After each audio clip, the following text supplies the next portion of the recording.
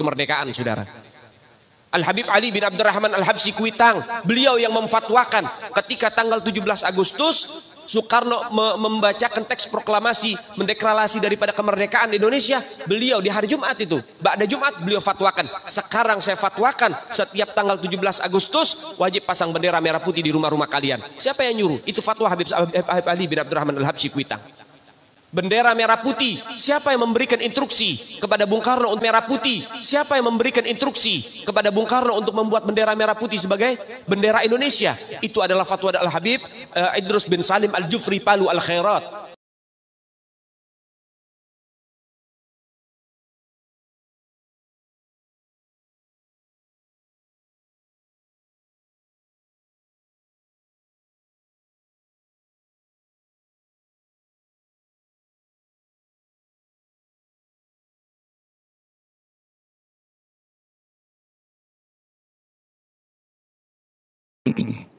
Dalam perjalanan pulang itu kabarnya Bung Karno dan Bung Hatta itu mendengar kalau ada bom atom dijatuhkan gitu.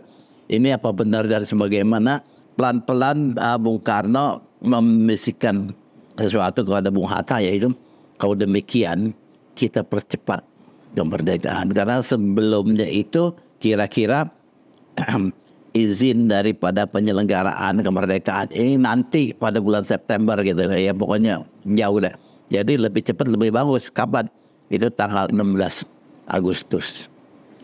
Alhasil itulah rencana semuanya kalau Bung Karno dan Bung Hatta akan menyelenggarakan proklamasi kemerdekaan itu dalam waktu secepatnya. Berarti titik poinnya salah satu yang menentukan adalah dijatuhkannya bom, salah satunya di Hiroshima dan Nagasaki, dan kemudian kekalahan atau penyerahan Jepang kepada sekutu. Jadi karena seperti itu.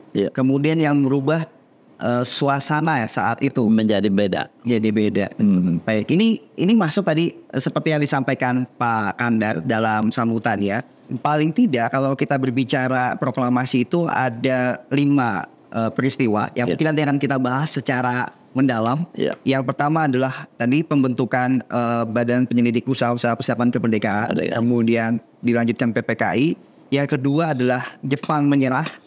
Yang ketiga peristiwa Rengas Dengklok. Yang keempat adalah penyusunan naskah proklamasi, dan kelima pembacaan proklamasi. Pada kesempatan kali ini mungkin nanti kita akan berdiskusi sampai pembacaan proklamasi, tapi mungkin akan saya panjangkan, Pak.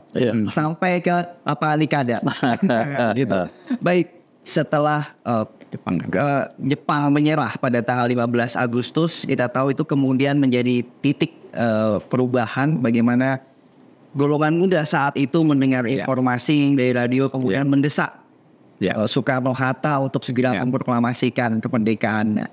Profesor Sudi ini melihat bagaimana suasana saat itu di antara generasi muda? Iya, saya kira begini. Pertama, faktor eksternalnya. Jadi perubahan itu datang dari luar, dalam arti Jepang kalah, tapi faktor internalnya ini, ya, tadi Mas Budi katakan bahwa kaum muda itu memang sudah siap sebetulnya. Ini kan kita bicara bagaimana Sultan Syahrir ya dengan kelompoknya itu sebenarnya sudah memantau itu. Ya, sebenarnya Jepang kalah, Syahrir udah tahu. Tapi golongan tua ini kan masih menunggu atau masih mematuhi janji Jepang gitu kan. Nah, disinilah sebenarnya letak perbedaan cara bagaimana kemerdekaan itu harus segera diwujudkan, dan itu tanpa Jepang. Disitulah dinamika atau bahkan konflik sebetulnya antara golongan tua dan golongan muda, begitu. Jadi faktor internalnya, faktor bagaimana pemuda itu, ya itu sebenarnya sudah siap, ya. Tidak perlu nunggu Jepang malahan seharusnya. Kenapa mesti Soekarno-Hatta dengan Rajiman pergi ke Dalat, kan begitu? Tapi Soekarno saat itu sebagai anggota ketua PPKI berusaha untuk menjalankan proklamasi itu sesuai dengan itu dia proses. Itu yang ditentang. Ini Jepang udah kalah, nggak ada urusan lagi dengan Jepang. Kira-kira begitu pemuda itu. Dan kaum pemuda tidak ingin bahwa proklamasi dianggap sebagai bikinan Jepang lah, buatan Jepang dan pengaruh Jepang. Tapi kenyataannya memang tidak mungkin kan. Karena bagaimanapun dari BPUPK kemudian dari PPKI kan begitu. Jadi mengikuti prosedur bagaimana Jepang itu berjanji kan atau melalui yang yang formal lah ya. Pemuda maunya tanpa Jepang kan. Baik. Itulah dinamikanya, konfliknya terjadi. Baik, ke Pak Rusdi. Kalau kita bicara peristiwa Rengas Dengklok, sekitar Rengas Dengklok, kita tahu ada peranan generasi muda di situ. Bapak bisa ceritakan kelompok-kelompok mana saja yang berperan saat itu dan siapa saja? Kenyataannya ya, yang terjadi adalah terjadi perbedaan antara pihak Syahrir dengan generasi muda yang dimaksud itu. Jadi tidak bisa disamakan. Jadi Syahrir itu sudah batas-batasnya adalah dia tidak lagi mau ikut campur karena Bung Karno masih berusaha mempertahankan tidak mencampuri urusan. Hal itu seperti yang dimaksud oleh Syahrir ya, adanya kekalahan Jepang dan sebagainya. Izinkanlah kami untuk mencari informasi lebih lanjut. Nah, apa yang dilakukan pada tanggal 15 Bung Karno, Bung Hatta dan Pak Barjo itu mencari informasi. Informasi itu tidak memuaskan. Jadi salah satu orang yang ditemui adalah Maeda. Maeda bilang, kami belum menerima berita pasti, tapi kalau ada akan kami beritahu. Untuk itu mereka kembali dan berkata lagi kepada pihak-pihak yang tadi tidak setuju ini, seperti Charlie dan para pemuda kemudian, untuk bersabarlah atau menunda. Tapi hal itu kemudian menjadi tuntutan yang berkelebihan. Akhirannya pemikiran untuk membawa Bung Karno dan Bung Hatta keluar kota. Diamankan. Bukan diamankan juga, untuk dipisahkan dari Jepang dengan kekhawatiran akan dipergunakan untuk kepentingan pihak Jepang. Jadi Rengas Dengklok adalah satu tempat yang dianggap paling tepat, paling cocok karena di sana ada kampemen peta, ada Cudan itu. Sampai ke sana Bung Karno juga disambut, hidup Bung Karno, hidup Bung Hatta dan sebagainya. Tapi untuk ketenangan Bung Karno itu diungsikan ke rumah yang lebih cocok gitu, karena ada anak kecil. Jangan lupa itu anaknya tuh Guntur masih umur 9 bulan, nangis mulan. Jadi dibawalah ke rumah Yao Kishok itu, orang Cina itu. Sementara di Jakarta itu kabarnya itu sedang terjadi satu kondisi-kondisi yang mau dibuat sedemikian rupa sehingga menjadi menjadi seperti perebutan kekuasaan. Itu kan pandangan orang-orang yang ikut pada saat itu. Tentu yang pertama adalah Sukarni, dia dari Menteng 31 ya. Yang kedua adalah Pak Singgih, yaitu adalah tentara pembela tanah air yang dianggap punya kompetensi untuk itu, karena di sana adalah pasukan peta juga. Ya. Dan yang ketiga itu adalah Yusuf Kunto yang tidak jelas sampai saat terakhir peranannya apa, tetapi beliau itu 3. Nah, Singgih dan Pak Yusuf Kunto ini kembali pulang. Sukarni masih tetap bertahan di situ. Jadi pandangan bahwasanya di Jakarta itu kan terjadi sesuatu kondisi yang chaos begitu, itu dipertanyakan oleh Bung Karno dan Bung Hatta itu, yang selama 1 hari itu di Rengas Dengklok tidak tahu musim berbuat apa. Sementara di Rengas Dengklok sendiri kabarnya itu oleh pihak-pihak yang berkepentingan mengadakan pertemuan, ada rapat besar rakyat, seolah-olah Rengas Dengklok sudah terjadi kemerdekaan. Itu beritanya seperti demikian. Tapi apakah seperti demikian? Walau alam juga. Itu yang sempat kemudian ada informasi bahwa ada proklamasi sebelum tanggal 17 Iya, Agustus. apakah benar begitu? Datanya tidak ada. Ya, ini yang mungkin itu baru informasi yang Iya. mungkin harus kita cari Betul. arsipnya bisa kan Betul. seperti itu, tanggal 16 Agustus Iya. itu ya. Baik, terima kasih Pak Rusti. Berlanjut ke Prof. Susanto. Jadi kalau kita melihat peristiwa Rengas Dengklok ini, kalau kita belajar dari buku-buku pelajaran sejarah itu antara perbedaan antara generasi golongan muda dan generasi golongan tua, kemudian menyebabkan akhirnya Soekarno melakukan proklamasi di tanggal 17 gitu ya. Tetapi apakah tanggal 17 itu menjadi sebuah tanggal yang memang direncanakan sebelumnya atau memang terjadi begitu saja? Karena di Cindy Adams Soekarno mengatakan saya sendiri menginginkan tanggal 17 karena tanggal 17 itu adalah tanggal yang angka yang suci seperti itu ya. Bagaimana melihatnya kalau Prof. Susanto atau Pak Rusti? Mungkin Prof. Susanto dulu. Ya, gini, tadi kan ragaiannya ketika Bung Karno, Bung Hatta kembali dari Dalat, Ya. gitu kan. Masa pemuda itu sudah menunggu di Kemayoran, di Bandara Kemayoran, ya kan. Mana janji Bung gitu kan dulu sebelum jagung berbuah, tapi sekarang begitu Soekarno menjawab permintaan pemuda sebelum jagung berbunga. Jadi tinggal berapa hari saja, sabarlah kalian kan begitu. Jadi apa istilahnya mengulur waktu lah sebetulnya. Tapi pemuda kan nggak sabar gitu. Itu tanggal 15 malamnya didatangi rumah Soekarno di proklamasi itu terjadi perdebatan yang tajam. Jadi Wikana itu Khairul Saleh kan, Wikana sekira yang keras itu. Kalau Bung tidak mau memerdekakan proklamasi besok gitu kan, maka akan terjadi kekacauan, chaos, darah lah dan sebagainya. Oh, sebenarnya menantang saya kira-kira gitu. Ini kita bisa baca dalam Subarjo kan, tuh diceritakan itu tidak usah menunggu besok gitu kayak Soekarno. Sekarang juga kalau Anda mau melakukan itu. Jadi akhirnya gertakan Soekarno melemahkan semangat pemuda juga. Ternyata kalau kalian mau proklamasi cari aja pemimpin yang lain begitu. Ternyata ya tetap Soekarno ada juga kan gitu ya. Betul. Itu dan tapi pemuda ini nampaknya masih belum puas, masih penasaran kan. Digertak itu dia pulang memang ya, tapi besok paginya di hari itu peristiwa Rengas Dengklok. Jadi rangkaiannya begitu, masih kesel di pemuda nih gitu kan. Kita bawa aja deh ke Rengas Dengklok kan gitu.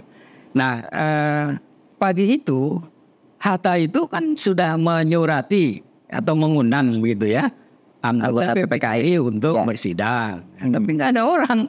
Artinya Soekarno mana? Atau dia tentu tidak bisa melakukan itu kan? Anggota yang lain bertanya-tanya. Nah Subarjo yang lalu dia berperan di sini. Ya. Jadi waktu kita mau mengusulkan beliau sebagai pahlawan nasional, saya kira titik poin tertingginya Subarjo itu ketika dia ke Rengas Dengklok. Lalu oleh Singgi atau Suparmi begitu, yakin nggak besok proklamasi begitu?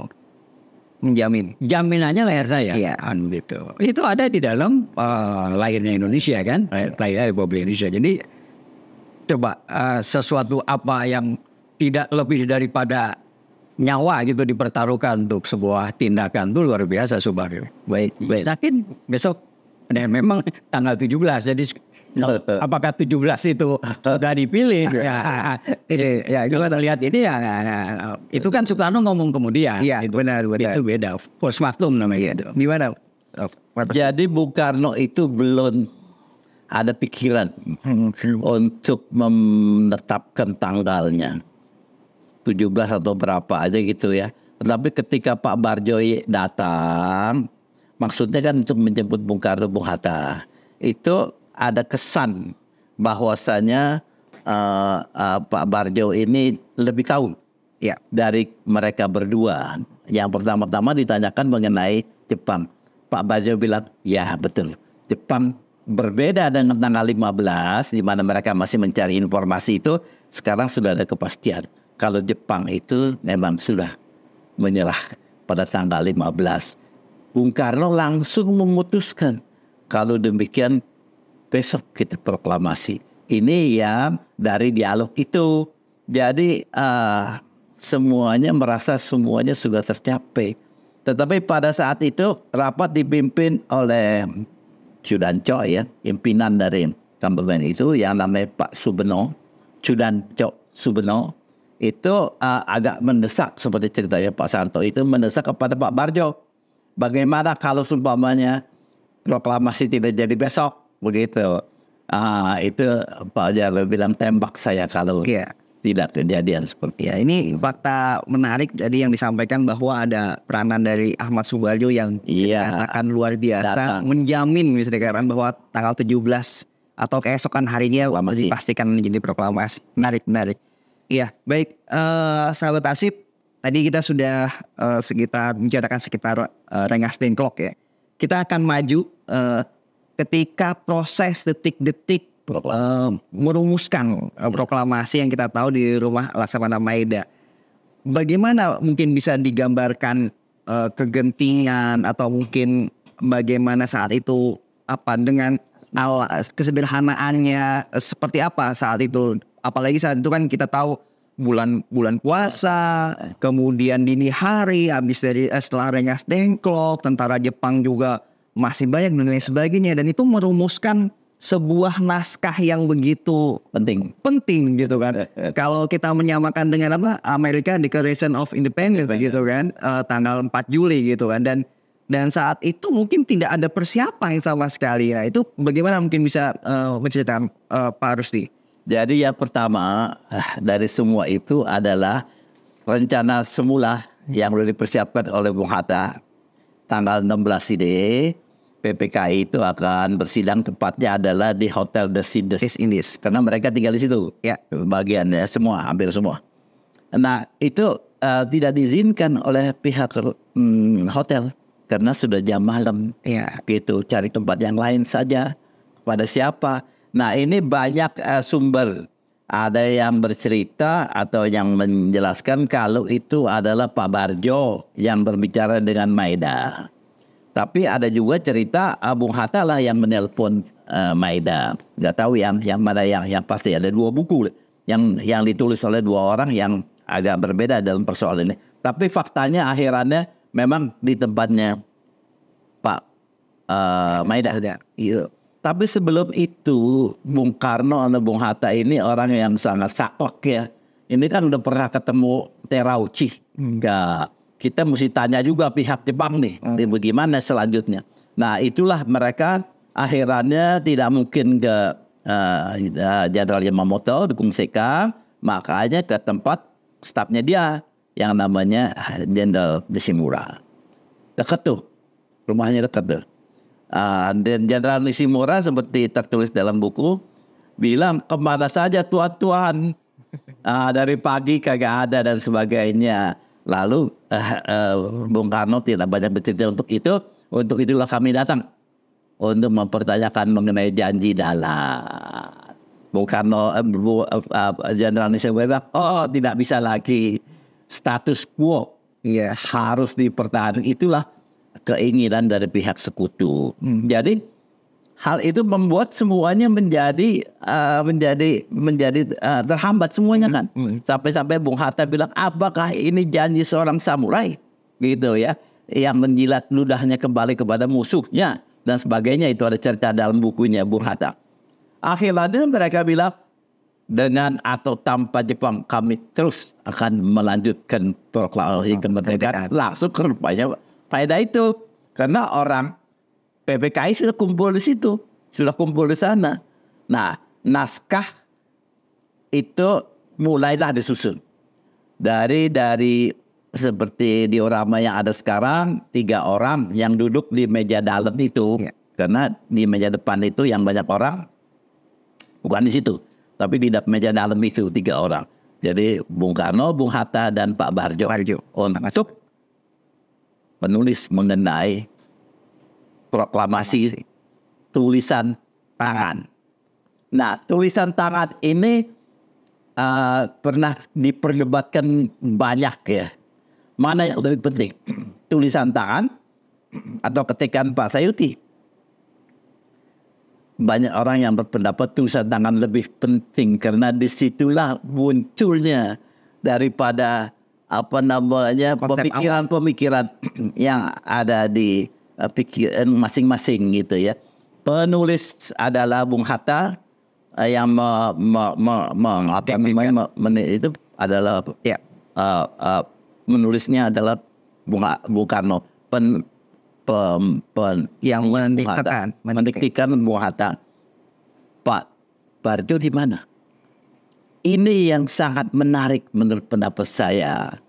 Kalau andai kata coretan itu ya, boleh saya terusin ya? Andai kata coretan itu terjadi kan, beberapa kali kan, paling tidak yang bagian atas itu 3 kali. Dari penyerahan kepada pemindahan. Ini menjadi permasalahan, siapa yang memutuskan itu? Semua tetap menjadi tanda tanya sampai hari ini. Ya, yang kita tahu 3 orang itu yang merumuskan. Tapi siapa yang menetapkan? Karena kalau Bung Hatta, rasanya Bung Hatta masih menggeram, masih geram nih untuk kepada Jenderal Nishimura karena status quo gitu ya. Sekarang itu ada mencoba untuk melemahkan arti kekerasan yang harus dialami itu, penyerahan itu kepada pemindahan, seperti seolah-olah menjadi kesan lemah lah, menjadi seolah-olah penyerahan. Jadi ada pemerintahan Jepang yang sudah berjalan tiba-tiba dipindahkan kepada pemerintahan di Indonesia yang akan datang ini gitu. Berbeda dengan penyerahan kan seperti ada usaha untuk merebutnya.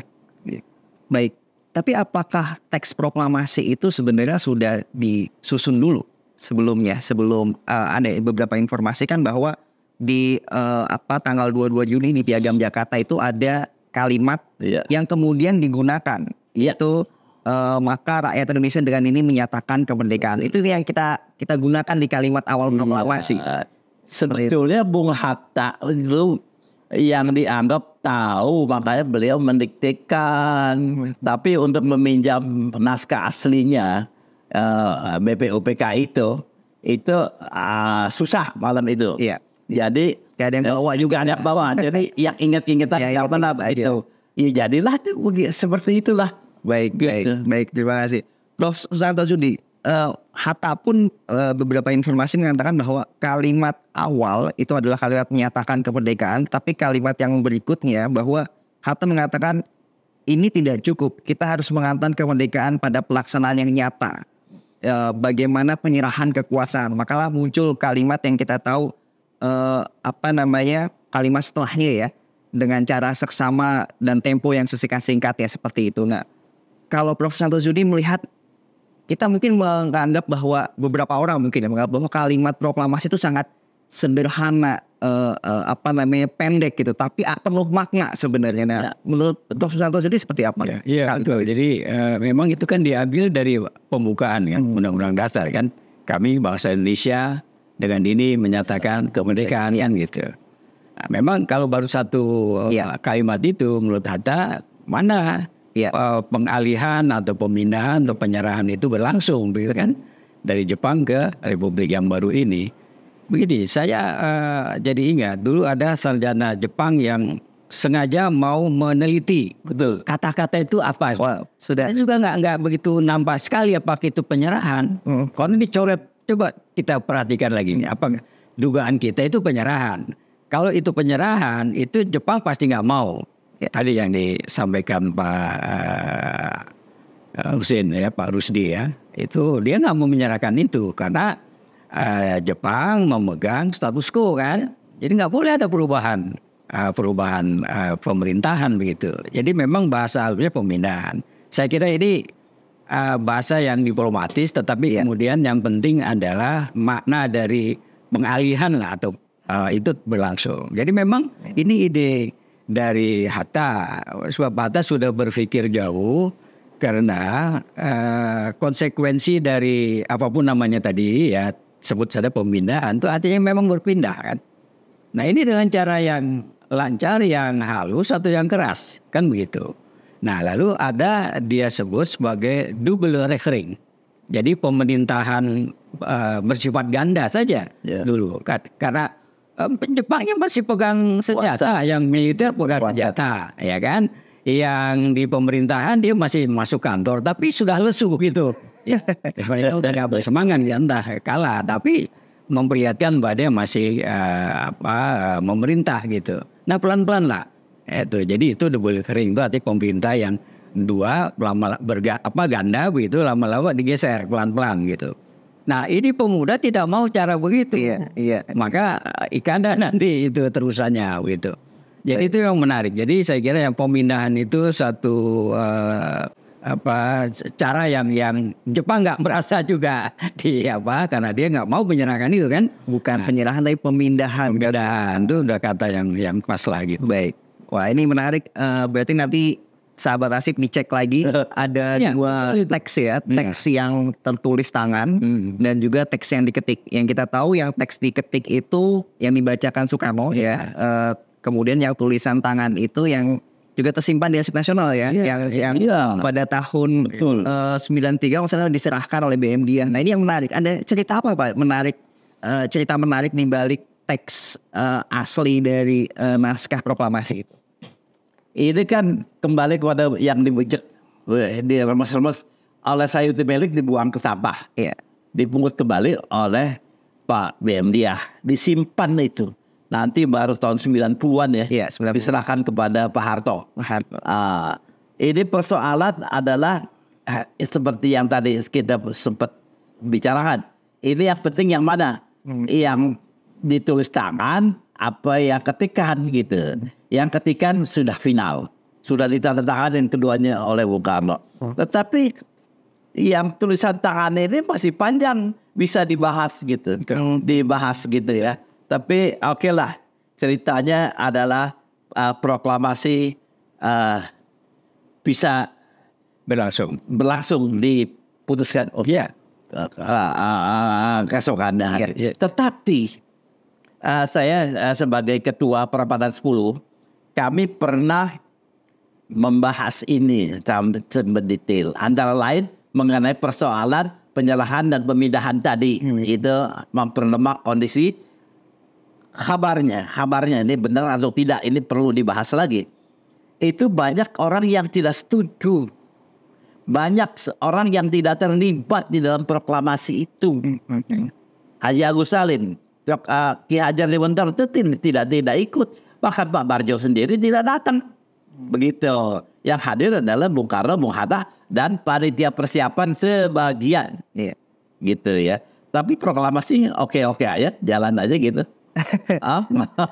Jadi saya jadi teringat yang menarik adalah tadi disampaikan juga sebenarnya Soekarno itu menginginkan ada cara-cara dengan PPKI ya sebenarnya sebelum melakukan proklamasi. Tapi yang kita tahu tadi ada peristiwa Rengas Dengklok, kemudian Laksamana Maeda dan perumusan, dan setelah hasil ketikan jadi sebenarnya yang disayuti Melik, yang Soekarno itu kan sempat membacakan di depan para anggota PPKI yang hadir. Bukan, kalau tidak salah nih ya, bisa diteliti. Itu yang dibacakan itu yang tulisan tangan ya. Setelah itu disetujui baru diketikkan kepada Sayuti Melik untuk diketik. Artinya sebenarnya anggota PPKI saat itu juga sudah membacakan dan menyetujui. Ada tambahan.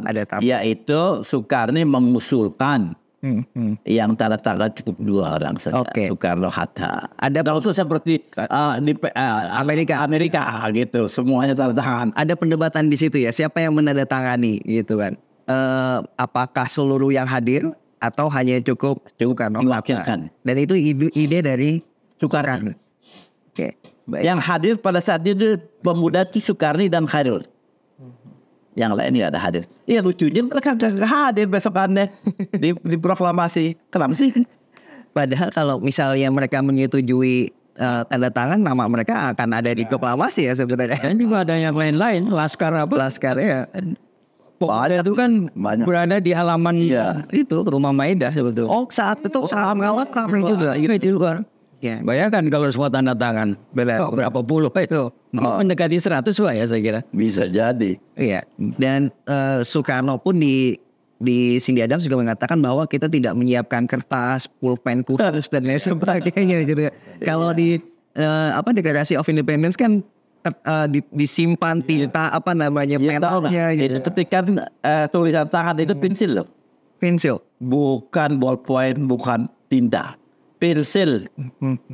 Makanya tambah-tambah hilang kan. Iya. Oke, baiknya ini menarik nih. Kalau kita sahabat aja, kalau kita bahas detik-detik perumusan itu juga akan banyak fakta-fakta menarik ya. Bisa diangkat.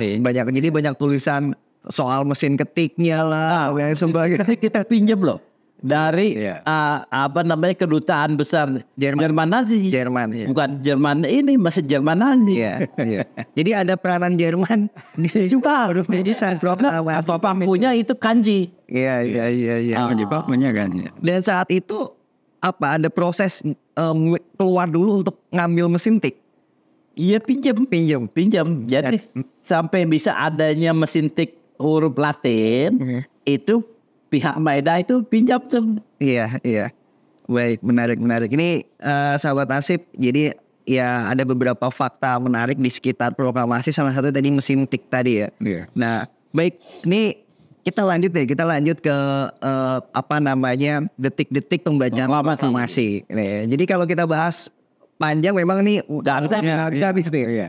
Jadi setelah disetujui di rumah Laksamana Maeda, kemudian jadi pertanyaan adalah dibacakan di mana, gitu kan? Yang kita tahu ada yang bilang sudah disiapkan di lapangan Nikada. Kemudian Bung Karno mengatakan bahaya gitu kan kalau di lapangan Nikada, udah di rumah Bung Karno dipegang sana. Bagaimana mungkin Prof Santo jadi dulu ada cerita? Lalu teringat pada tulisannya BMDA, gerakan baru, angkatan baru.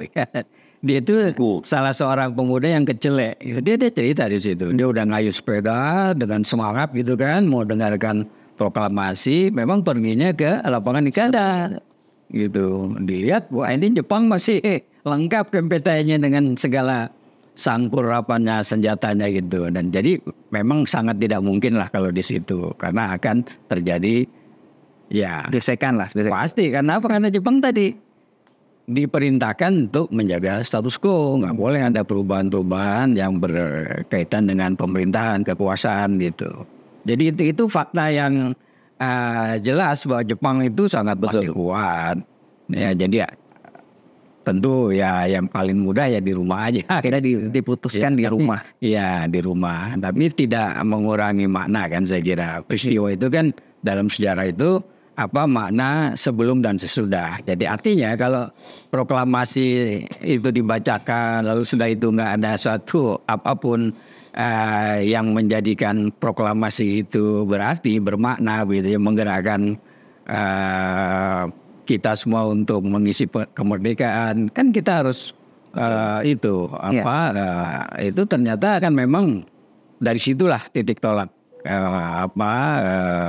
proklamasi sebagai peristiwa yang menggerakkan kemerdekaan kita itu. Baik, terima kasih Pak Prof Susanto. Jadi kemudian pas pembacaan gitu ya, yang kita lihat foto-fotonya ya, kita lihat di IPOS lah. Itu juga karena jasa Frans dan Alex Mendur ya saat itu ya, saudara. Bagaimana suasana? Koreksi Frans Mendur yang memotret. Dan bagaimana suasana keamanan saat Jakarta saya itu, bagaimana? Apakah memang benar-benar mencengangkan atau bagaimana? Jadi cerita ini memang masih penuh misteri ya. Mengenai soal keamanan, sebetulnya Jepang itu sebagai pihak yang kalah, udah pihak loyo ya. Itu memang kurang perhatian lagi seperti itu. Buktinya banyak orang liwat situ ikut aja campur di situ. Gitu ya. Iya. Tetapi ada yang menarik, yaitu mengenai bendera, tiang bendera. Itu Bung Karno waktu kembali itu pulang, itu sempat memerintahkan kepada Suhut untuk mempersiapkan tiang bendera sederhana yang di ujungnya diikati klosan benang dan pasang tali sederhana. Bisa dikerek gitu ya, pakai kelepasan itu. Sekarang bagaimana ceritanya gitu? Itu di depan rumah tuh ada 2 tiang bendera besi, kenapa nggak dipakai? Saya rasa ini sudah ada ide dari Bung Karno untuk tidak ada kaitan dengan Jepang. Jadi dengan bendera dari tiang bendera bambu itu, dia sudah memerintahkan kepada Suhut untuk membuat tiang bendera sendiri dekat ceracah tempat jatuh air hujan itu. Jadi dekat dengan Serambi. Dekat. Kalau lihat kagak jauh tuh. Yang kalau yang tiang bendera itu lebih jauh ke depan. Ya alhasil itulah yang dipakai. Kemudian Bu Fatmawati menyerahkan bendera yang pernah dibuatnya pada tahun 44 itu. Dan itulah yang dikibarkan. Dan ketika bendera itu baru naik beberapa senti, orang menyanyikan Indonesia Raya. Iya. Itu yang terjadi. Nah ini tadi terkait bendera.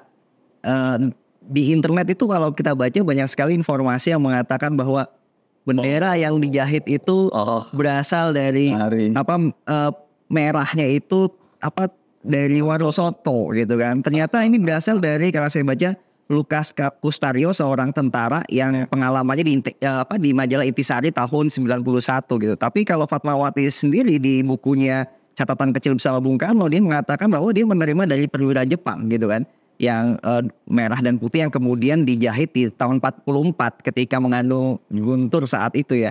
Nah, apa sebenarnya ada fakta-fakta menarik apa sih sebenarnya yang mungkin sahabat Asip tuh selama ini tuh tidak tahu gitu terkait tadi bendera, bahkan tadi tiang benderanya juga, termasuk mikrofonnya dan lain sebagainya. Ada yang bisa disampaikan nggak? Tidak. Nah ini, jadi yang pertama itu adalah mengenai bendera. Bendera Ibu Fatmawati itu menjahitnya. Itu memang diantar oleh oleh seorang perwira Jepang ya, atas penugasan dari bagian propaganda itu, 2 blok banyak gitu. Itu bahan bendera itu ya, bahan yang memang setiap angin bagus. Lain itu, bukan bendera kain biasa, bukan gitu. Itulah yang dijahit oleh Ibu Fatmawati, baik yang merah maupun yang putih itu dijadikan satu. Nah, kalau seandainya bendera itu sudah jadi, sudah selesai, Bu Fatmawati itu kan tahun 44 ya. Tetapi beliau sudah berpikir.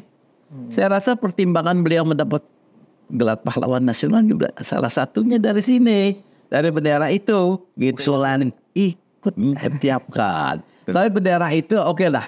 Kemudian dikibarkan.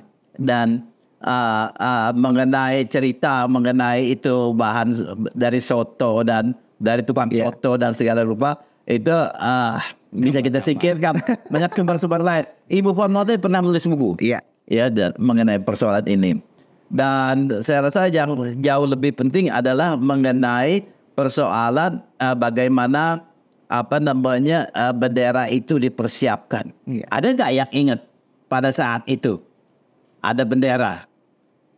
Saya curiga pada saat itu seperti Ibu Fatmawati punya peranan khusus. Ketika Bung Karno itu dalam kondisi sakit, bangun, ya, menunggu Bung Hatta, datang Bung Hatta. Bung Hatta datang, Bu Fatmawati memanggil seseorang, membawa baki dan bendera ditaruh di atasnya, dan itu diserahkan kepada Pak Latif Indraningrat. Yang Pak Latif itu memanggil Suhut, yang tadi itu yang membuat bambu itu ya, untuk membantunya mengerek bendera itu. Itulah ceritanya.